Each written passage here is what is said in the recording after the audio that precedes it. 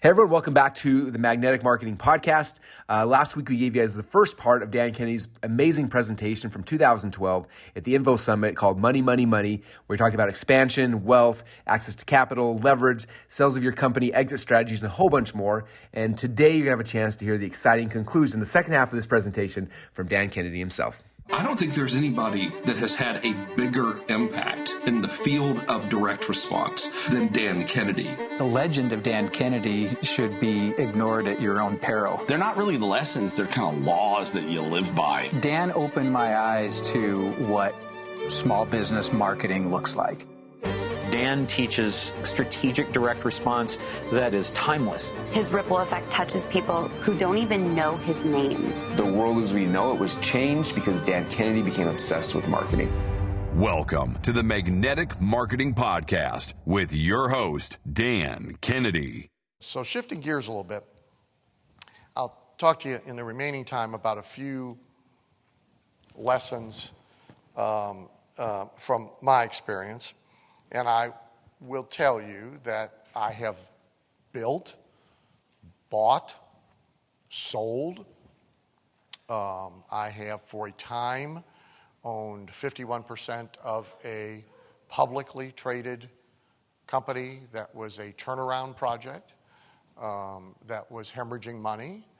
I've sold a piece of it, kept a piece of it. I've gone through Chapter 11 reorganization. I've gone through Chapter 13 bankruptcy. I've gone through recapture of the assets after the bankruptcy, like immediately after the bankruptcy. I've done licensing. I've sold pieces instead of wholes. And I've been involved with a lot of clients who have both bought and sold. I have a client right now who just turned down $140 million from private equity buyers for his company, which is essentially an info marketing company that is only 5 years old. Right?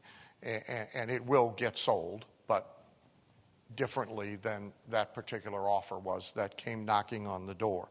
So, and of course the GKIC situation, many people don't know, it was never a secret. I made a point of trying to make people understand it, but so I sold outright to Bill. I haven't had any equity for 9 years. So I built the business and sold it to Bill. And we'll talk a little bit about why. But I haven't had any equity for 9 years. Now, I have had what I call equity without equity, and we'll talk about that too. But so I've sold it, and then I've helped facilitate the second sale. So I've knocked around this in a bunch of different directions in our industry. So the first thing I will tell you is that you can create equity from a business that it is difficult to create equity in by utilizing its assets to build a second business on its back. Okay? And the second business on the back of the first and the third business on the back of the second, these are significant things to understand. And so one great example, Roy Fatt, who many of you probably know or know of, began as a client of mine marketing stuff to restaurants. The oldest, most basic info biz blueprint: generate leads, trade journal ads, direct mail, whatever, send sales letter, sell box of stuff. 101 ways to market your restaurant. Then sell continuity, then sell to an event, then sell coaching. And so restaurant marketing systems probably peaked at about 7,000 active members, restaurant owners, 2/3 independent, 1/3 small chains, franchises, heavy bias to pizza, because there's more of them than there is anything else. In case you don't know, by the way, the average American household eats pizza at least 3 times a week, which is why there's you can't saturate pizza. You can keep putting in more pizza joints, and America consumes it. Peyton Manning, you may have seen in the news, just bought a ton of pizza franchises in Colorado with magnificent timing immediately before Colorado legalized recreational marijuana. So that's an example of a well-timed acquisition, because those places are worth more now the days after the election than they were the days before the election. So Rory built Restaurant Marketing Systems, very successful company, but an info business that has its limitations. It has its limitations in terms of locked-in reoccurring revenue. So one issue, so to speak, in our businesses is what we call pain of disconnect, right? And so a lot of info businesses don't lend themselves to pain of disconnect. The niche businesses do more than the non-niche businesses. It's more difficult for GKIC to figure it out than it is even for Craig Proctor or Rory Fatt to figure it out. So the guys that have the greatest pain of disconnect in their business are the utility companies, all right? Because even if you'll tolerate it, your spouse is a little grumpy about sitting in the dark with no air conditioning or heat. So they tend to get paid first, and very few people opt out. So when everybody every month sits down and looks at their bills and they looks at their credit card statement and they look for something to stop paying for, utilities are the last on the list. Second last on the list, by the way, is TV. So those two things pretty much are going to get paid because nobody likes to have them disconnected. Right? That's a great business to be in. So info marketers try and figure out how to do that to the best that they can. So most now build done-for-you utilities into their businesses, websites. Proctor, we have recorded messages, we have websites, we have Michael Jans has a property and casualty insurance, really has a dashboard business where the agent is using the whole dashboard every day. And it's not as bad as a utility disconnection, but it is close because it's mammothly inconvenient to run around and put those pieces together, and you lose the licensed content that's in the utility, right? So that's sort of the main approach that info marketers take. All of our other pain of disconnect, if it exists, is either the emotional bonding between the individual or individuals who are the gurus and the followers, and they don't want to disconnect because they like the relationship, and the fraternity with the others who are part of the group. Now that's even weaker kind of pain of disconnect. It's fragile. Right? I can really piss you off one time and you decide to disconnect even after 5 years together. So that's pretty fragile, but it is there. So Rory created a second business on the back of Restaurant Marketing Systems, which is called a Royalty Rewards. And Royalty Rewards is a very sophisticated, comprehensive, done-for-them sort of frequent flyer program. It was originally built just for restaurants. Now other types of businesses use it as well. And so it's a rewards program, frequent customer rewards program with all sorts of marketing built in, the monthly statement showing them how many points they have and how many points they are aware from their next reward, their website that they can go to and track their points and redeem their rewards, their birthday mailing, the spouse birthday mailing, the anniversary mailing, the seasonal promotions, the emails, everything's done for them in Royalty Rewards. Now, the pain of disconnect at Royalty Rewards is much higher than it is in a normal info marketing business because once John's restaurant has signed up all of you who are his customers to Royalty Rewards and issued you all your little card, and you've started to accumulate points, and you've started to work towards your next reward, and you're getting all the cool stuff in the mail, for him to now come to all of you and say, changed my mind. Throw your cards out.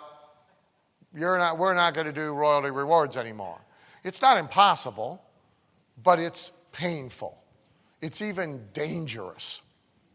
So for the most part, if you get them to import the data and you get them to issue the cards, you got them. The retention rate in that business, as you can conceptualize, is much higher than the retention rate in restaurant marketing systems for a monthly newsletter, a monthly CD, think our Diamond program. So think if our Diamond program connected through us to your end users, and your end users were getting a bunch of cool stuff from us because you were a Diamond member, much harder for you to unplug, right? So if you think about now reoccurring revenue, what's the key to equity in reoccurring revenue? Retention. That's the key to equity in reoccurring revenue, retention. So in a pest control business, they're basically buying those companies. If you went to buy a pest control company tomorrow, you're basically going to buy it, and the guys who consolidate the independents at roughly 1.5 times the reoccurring revenue stream plus the value of the trucks and the equipment. That's pretty much how you're going to buy it. You're only going to give, and they're only going to get about 1.5 times their reoccurring revenue number. Why? Because their retention's poor. People drop out if they don't see bugs. People drop out if they're having money trouble and they need to cut something. They're not cutting the utilities. They're not cutting the cable TV. Okay? They're not stopping buying pizza 3 times a week, but we will call up the pest control company and say, take me out because I haven't seen any bugs. So there's all kinds of reasons people drop out. It's a pretty porous reoccurring revenue model. Somebody sends them a Valpak coupon to do it cheaper. They're down at Home Depot. They see a can of stuff and a plunger that they can buy and do it themselves, on and on and on and on and on. So the equity value of the reoccurring revenue is limited by how porous the retention is. If you look at a company like Royalty Rewards, the equity value is worth a whole lot more than 1.5 times reoccurring revenue because it's almost impossible for anybody to get out. Okay? So that's a second business entirely built on the back of the first. All of the launch, all of the get traction, all of the initial customers, all of the initial accounts, all of the bugs out of the system, all happened at almost no expense because it was sold to customers. Restaurant Marketing Systems already had. With media, Restaurant Marketing Systems was already paying to print, publish, distribute. At meetings, Restaurant Marketing Systems was already putting on. Equity business, built on the back of a business, doesn't have so much equity. If you think about GKIC for a second, and you understand Infusionsoft was built on the back of GKIC. Now it is no longer dependent on GKIC, and is less dependent on GKIC as a source of customers, probably with each passing day, at least each passing year. The percentage of their new customers that come from us diminishes. The percentage of their new customers that come from other sources goes up, and that's good for Infusionsoft. Okay? However, early, that company was totally built on the back of this company at very little expense to Infusionsoft because we used GKIC Media, which GKIC was already producing media anyway. They came to GKIC events, and GKIC was already doing events anyway. They didn't have to fill any seats. We were already filling the seats for them. They got an endorsement, et cetera, et cetera. Bill and I, both founding stockholders in Infusionsoft. Okay? So on the back of business number 1, we built equity in business number 2. Very valuable equity. Another way to build equity that you think about is the format you use in an info marketing business. So Iron Tribe, who's here in the front row, Titanium members of mine, Dr. Chris Tomczak at HealthSource, private client of mine, both are true, pure franchisors. And a franchise is just a different way of getting paid for the same stuff, for the most part, that's in a Coaching Plus program, that's in an area exclusive program. It's just a different way to get paid for it, and it has its pluses and minuses. It has its pros and cons. The pros, number 1, you get paid from day one on all the existing business. So at HealthSource, when we convert a chiropractic clinic that's already operating to a HealthSource chiropractic clinic, we don't just start getting continuity revenue. We get 7 points on all the business they're already doing. That's a plus. Another plus is you can boss them around, which you really can't do in any other format. But the big plus is it's a better equity play. Now, you trade off some income because franchisees basically expect to get everything within the context of their franchise. So you do, it's not a zero-sum game, as these guys can tell you. But if you believe in the equity part of the business, there's probably more info marketers who should be franchisors than actually are. So that's another way that you build. And now, in many cases, so if you take HealthSource, second business on the back of the first, weight loss clinics within the chiropractic clinics. All right? Third business on the back of the first and the second, private label products distributed and sold through the franchisees. So soon build info product business to the consumer on the back of the franchisees. We have a gentleman, I don't know if he's here, he just joined Titanium for next year. He's a brilliant marketer who owns pet stores. Steve in the room? He left, okay. So he's a brilliant marketer who owns pet stores. And he has a model I'm not going to describe to you, but it's an incredible model.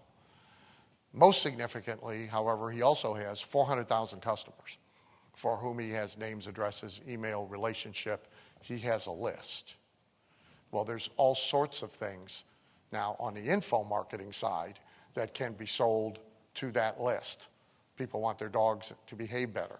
People want their cats to speak French. People want their birds to dance, et cetera, et cetera, et cetera. So you can build equity in a second business or a third business on the back of the first, even if the first really is not a particularly good equity business. Maybe my biggest point of the day for you. Particularly in our kinds of businesses, there can often be more money for you after the sale than there is in the sale itself. And so I encourage you to think about after the sale income and opportunities, how you keep a piece, what tail you create, what additional opportunities will be created after the fact. Now, the first key to that is a capable buyer. So a lot of business owners miss all of this opportunity. And in info marketing, it's more important than it is in some other industries. Miss all this opportunity because they are so hot and bothered about selling their business that pretty much anybody that can write the check, they're doing the deal. And that's short-sighted. A truly capable buyer, if you think through all this other stuff, can be a really great asset to you after the sale. The best buyers are those, and it's one of the best reasons for somebody to buy. It's a good reason for you to buy something. The best buyers are willing and able to do things that the seller is not willing or not able to do.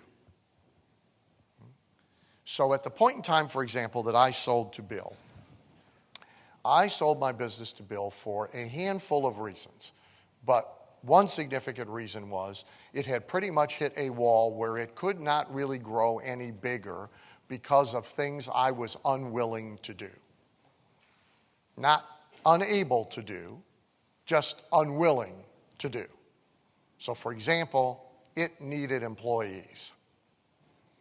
And at a certain point, it needs them. And I am not willing to have them. I have had them. I'm not willing to have them. There is not enough money. Well, there's probably enough money, but for generally speaking, as a practical matter, there ain't enough money. All right?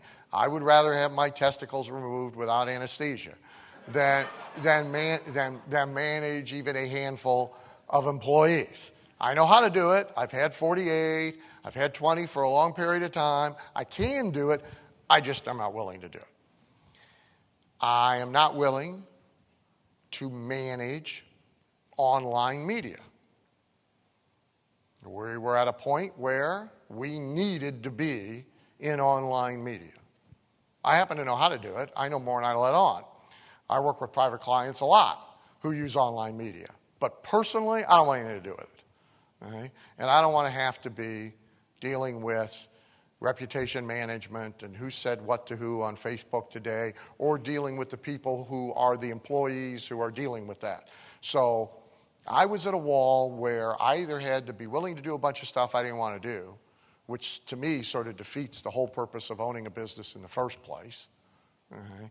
Or I was better off finding somebody who was capable and willing to do that.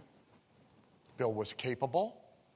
He actually likes managing employees, and he has a higher tolerance for pain than I do. Perfect. Okay? Capable? Of course. I created him.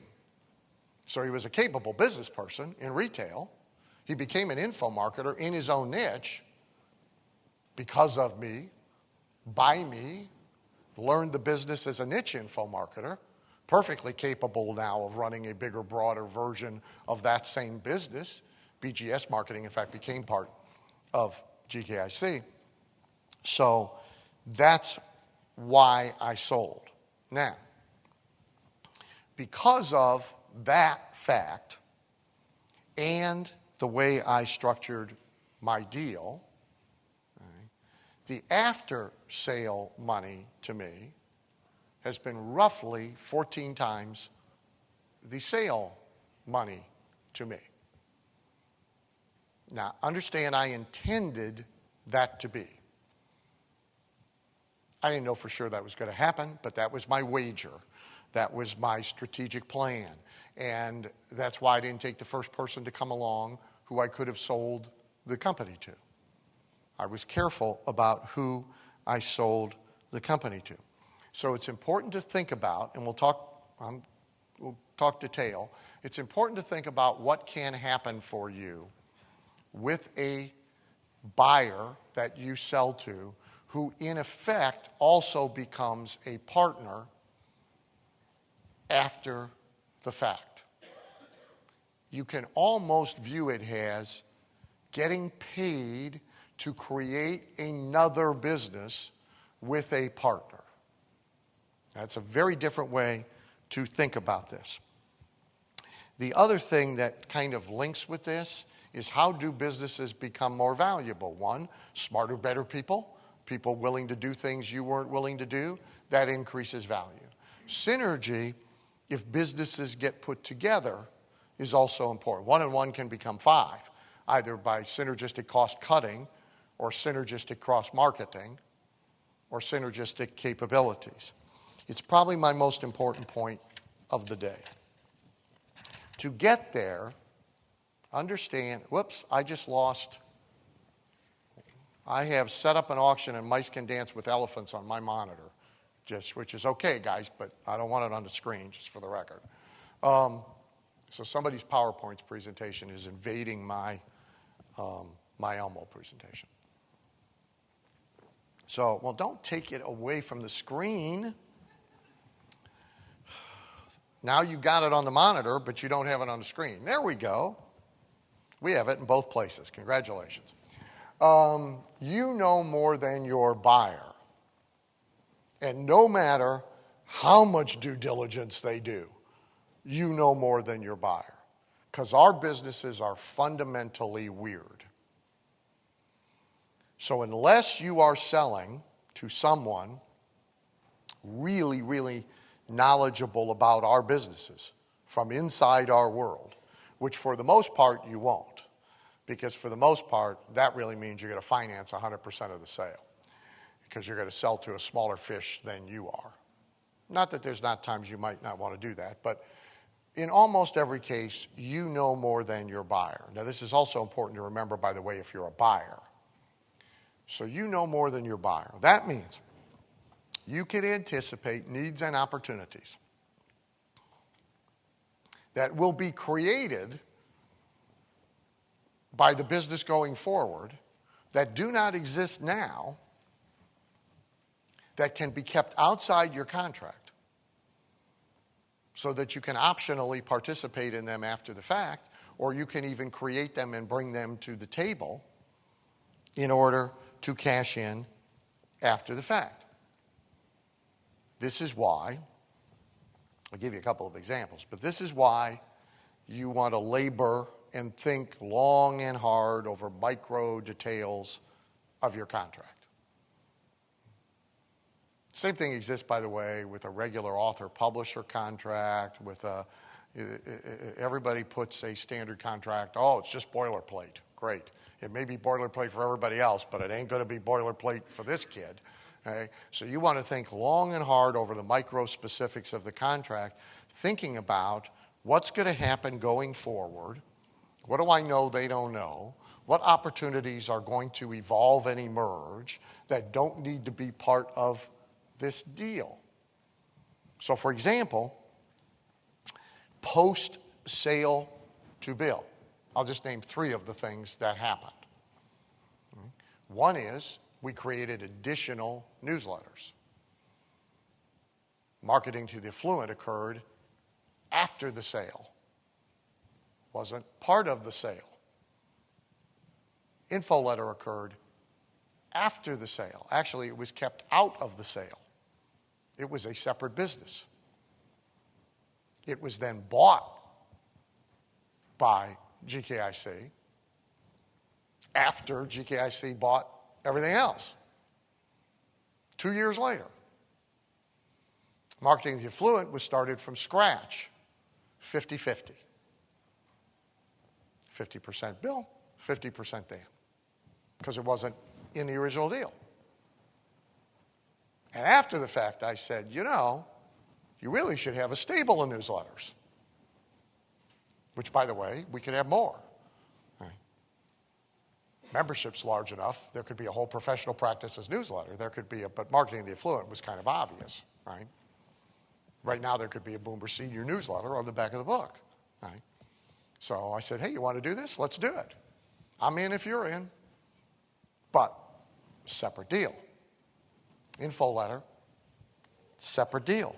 Third thing, JV events. So when a business was sold to Bill, super conference, summit, appearances, all dealt with as part of that contract. Not dealt with, what if there's a Dan-only seminar on a specialized topic? Not in the contract. He didn't ask for it. I didn't volunteer it. I was thinking about it. I didn't volunteer it. If I'd been asked, we would have had to talk about it. We didn't have to talk about it. Post-sale, 50-50. Hey, we could do this program, and we could sell it, and here's what the revenue would be. Don't matter to me if we do it or not. You want to do it? Yeah, I want to do it. Great. 50-50. Substantial money in those events. There are more. I'm only giving you 3 examples. Now, I believe you play fair, but you play to win. Okay? No one's going to look out for you more than they're going to look out for them.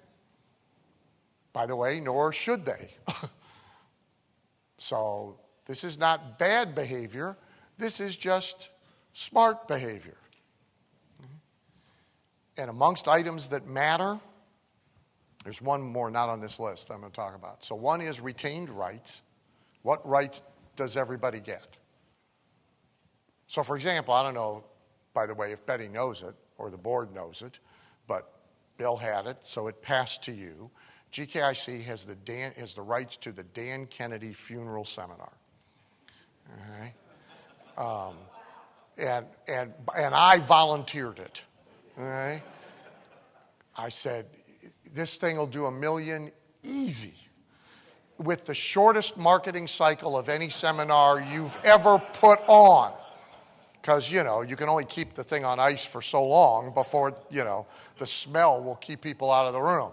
but you guys got the rights. So you have the use of the body for 5 days, and you have the rights to run the memorial seminar where everybody comes weeping and buys a ton of shit. Okay, that's the deal. So there's the issue of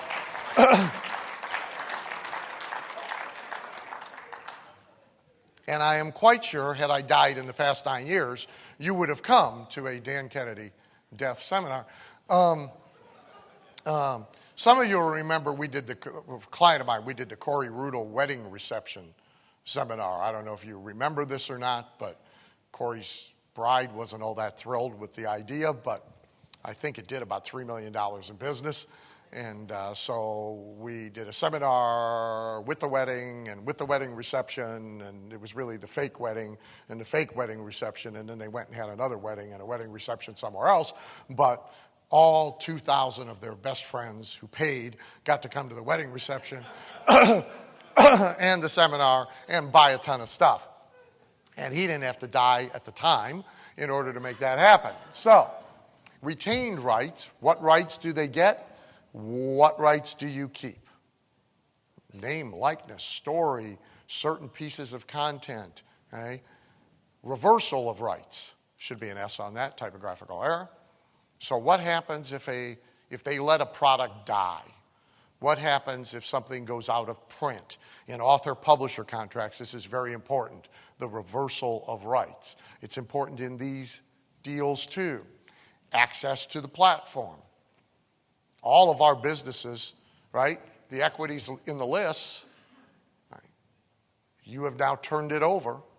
Do you retain any rights to it? To use it for non-competing purposes? To use it for JVs? To parcel it to somebody? Do you have any rights at all to the platform? Are you guaranteed promotion for something outside of the deal that you do anyway? So my contract specified books as a carve-out and a certain amount of promotion for books on the platform. Right? So that's important. And now the last one, which I just mentioned, is carve-outs. So our lawyer friends in the room will explain to you, as the day goes on, undoubtedly, a big part of a purchase or a sale is non-compete. And where every buyer starts, which is where you should start if you are a buyer, is with the broadest, most restrictive, most ludicrous non-compete agreement on the planet. Non-competition defined as breathing, walking, chewing gum, pretty much anything. Where you wind up is an entirely different matter. Now again, playing fair, any buyer, and if you're on the buyer side of the equation, if you're doing an acquisition, not only do you want to start way over there from a negotiation standpoint, and because often people aren't very bright and will say yes to it, and you are certainly entitled to protecting the thing you are buying from unreasonable and unfair competition from the person from whom you bought it from. The tricky part of all that is foresight, is seeing not only what is, but what it's going to be 2 years from now, 3 years from now, 5 years from now. From the seller standpoint, the way to think about non-competes is what you specifically carve out. Because the easiest way to avoid disagreement, the prenup is everything. Right? It is infinitely easier to do a detailed prenup than a detailed postnup when everybody is annoyed with each other. Okay? So the more detail, the better.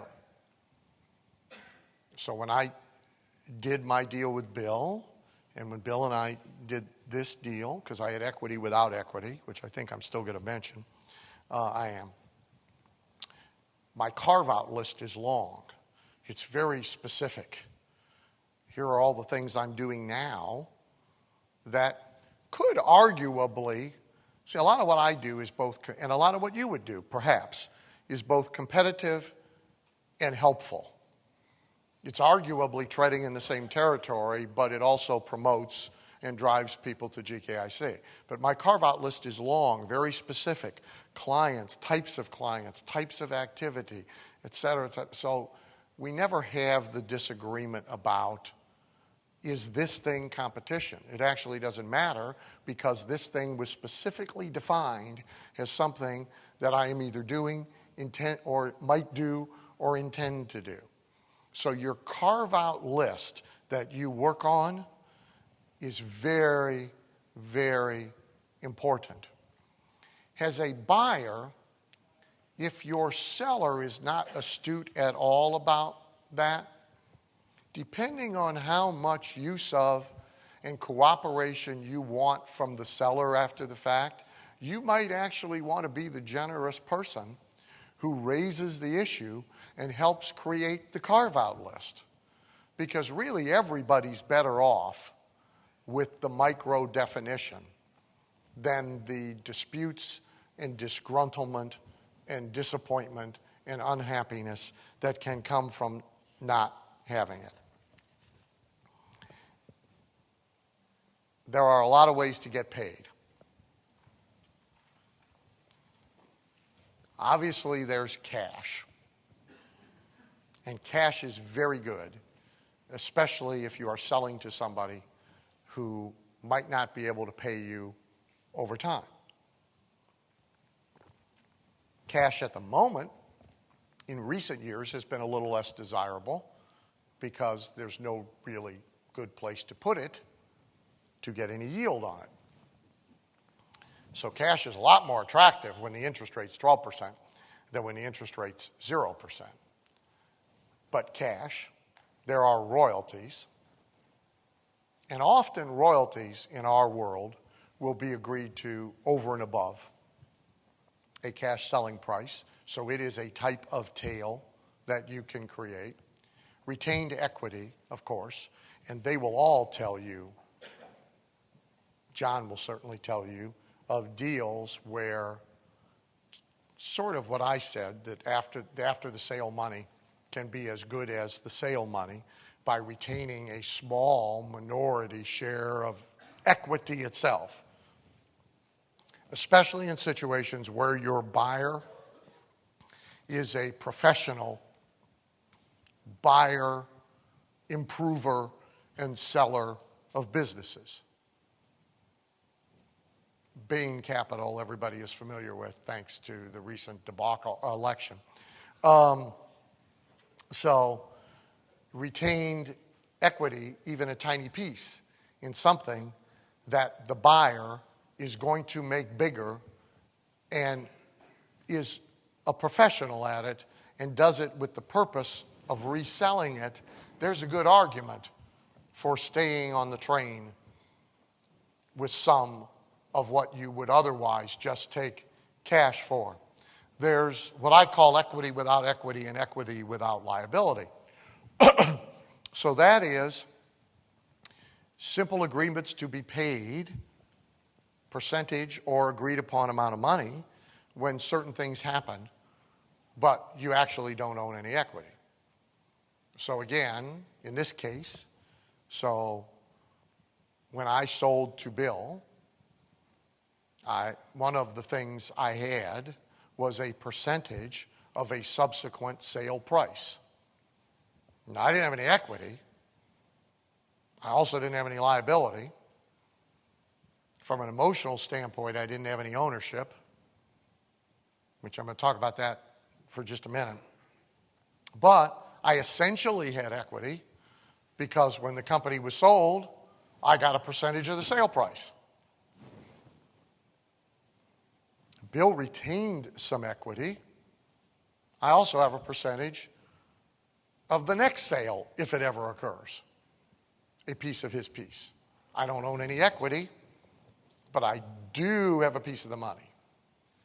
I call that equity without equity. Fee for service. They'll tell you most deals lock you in for 2 or 3 or 4 years on an agreed upon amount of money. That's fine. But again, you want clear definition of what you're doing for that money. What you don't want is you're going to hang around for the next 3 years at $500,000 a year and do whatever. If you are a seller, that's not a deal you want. If you're a buyer, that may be a deal you want. If you're a seller, that's not a deal you want. You want a task list, because you then want the opportunity perhaps for it to do additional things as fee for service. New opportunities, lots of ways to get paid there. Marketing to the fluent letter, joint venture seminars. New ideas you bring to the table after you've been paid for the old ideas. New opportunities. You can get paid in stock, which I happen to consider particularly dangerous, and you can get paid in debt, which I happen to consider even more dangerous, but you certainly can. There's nothing wrong with creativity to get a good deal done rather than holding out for the perfect deal that never comes. On the other hand, you really should never, ever, ever make a bad deal just because you are devoted to the idea of selling by a particular point in time, unless there is an enormous piece of duress, like massive regulatory activity that is going to change the face of the business, that sort of thing. One word about this, because it concerns a lot of people in our industry, about the personality-driven business. So the personality-driven business is the best way to build these businesses. Arguably, it builds the least best business, but it's the best way to build the business. There's ways to transition over time. However, personality businesses are not necessarily universally harder to sell. It makes them harder to sell to certain buyers, but it makes them more valuable to other buyers. It can add to the value to certain buyers if there is a strong personality that stays attached and is usable. Essentially, they get a company and they get a celebrity that they don't have to go out and buy the celebrity. The celebrities are extremely valuable. Read Rick Cesari's book By Now and take a look at the buyout deal to George Foreman on the George Foreman Grill, in which, incidentally, he had no equity, but for which he was paid $100 million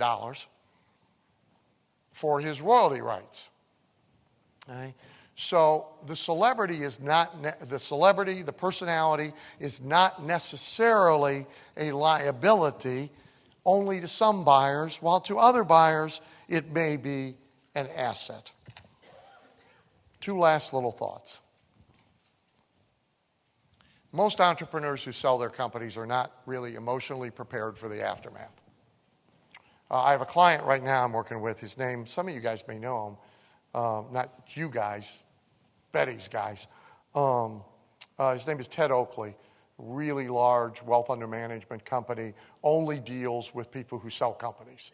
So all his clients are somebody selling a company for $5 to $50 million.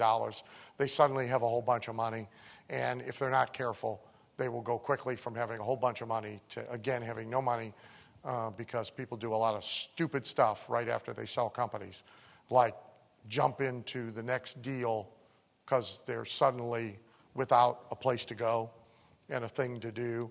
So most entrepreneurs who sell their companies are not emotionally prepared for the aftermath. You need to be emotionally prepared for the aftermath. You have to understand that buyers have their own reasons for buying. Those include the fact they think they're smarter than you are. They probably are about some things. They probably are not about other things. However, you have to understand from the beginning who now gets to pick the color of the paint for the barn. Because you sold the barn. And your role now is, when they come in and say, we've decided to paint the barn purple with pink polka dots. If you are asked for your opinion, you're certainly entitled to give it. You may consider yourself morally responsible to engage in a discussion of all of the reasons you think painting the barn purple with pink polka dots ain't such a good idea.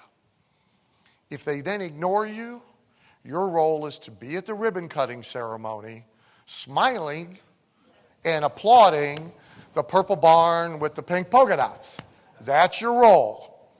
And if you are not prepared for that role, you are unlikely to have a good post-sale relationship and good post-sale opportunities. So, sort of one side issue to think about when you think about the mechanics of selling the business. The business has to be structurally and financially ready to be sold. You have to be ready to make the sale. One without the other is not particularly healthy. So what is the purpose of creating equity? What is the purpose of building better value?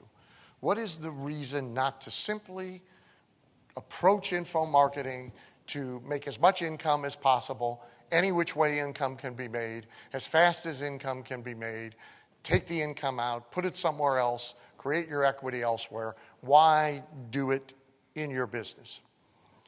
And it's important to walk out of here thinking about the why, not just the how.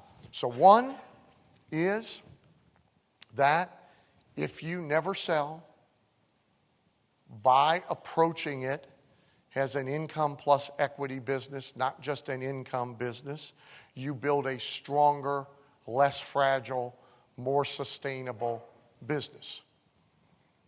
So a lot of people were making a lot of money with info marketing businesses. I see the clock. I'm a minute away.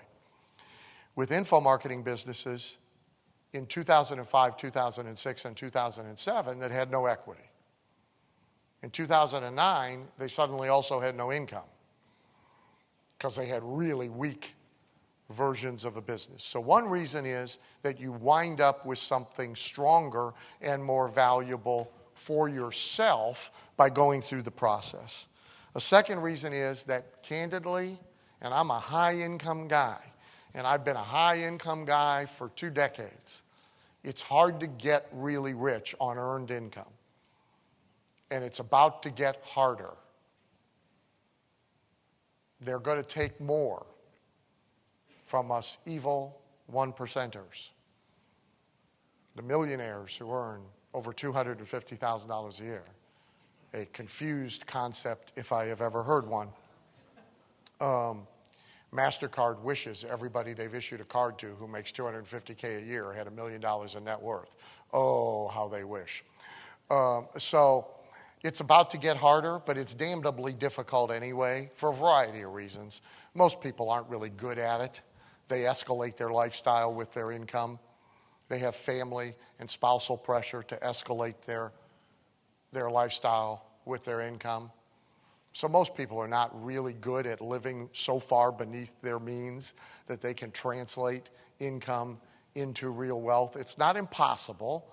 People do it, but it's difficult. If you saw the net worths of many, many, many people who earn 7 figures a year, you would be shocked at how low the net worths are. Now, they own a lot of depreciated assets. You know, they own stuff, but not real net worth. So it's hard to get there by earned income alone. You almost always need to get there by the creation of equity somewhere. And in reality, you have 2 places you can create equity. In somebody else's business, about which arguably you know less than you should know about your own, or in your own business, over which you know a lot. And you get to make the hiring and firing decisions. So Eisner leaves, I'm a Disney stockholder, Eisner leaves Disney. Nobody called me and asked me my opinion about Bob Iger. I didn't get to have any play in that. Turns out it went very well, but it's not like I got a choice. In your own company, you got a choice. Third, equity is the path to liberty. And back to the purpose of being in business. The purpose of being in business is to live life on your own terms. What other wealth really is there? So the purpose of being in business, contrary to the government's idea, is not actually to create and provide jobs. The purpose of being in business is not to be a healthcare provider. The purpose of being in business is not to employ people. The purpose of being in business is not to buy, own, and manage real estate. The purpose of being in business is to live your life the way you want to live your life. For that reason, you can't just have income, you need equity. Listen, you guys are in for a really good day with some very, very, very smart, some of them not particularly charismatic, but some very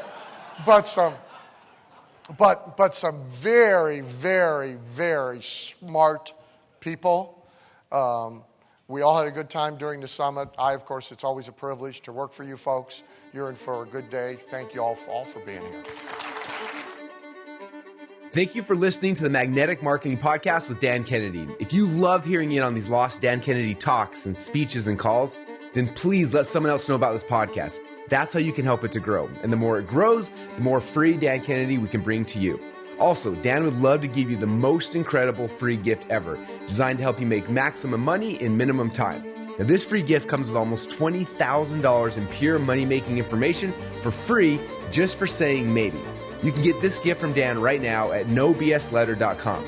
Not only will you get the $20,000 gift, you're also going to get a subscription to 2 marketing newsletters that will be hand-delivered by the mailman to your mailbox each and every month. One from Dan Kennedy and one from me, Russell Brunson. To get this gift and your subscription, go to nobsletter.com right now.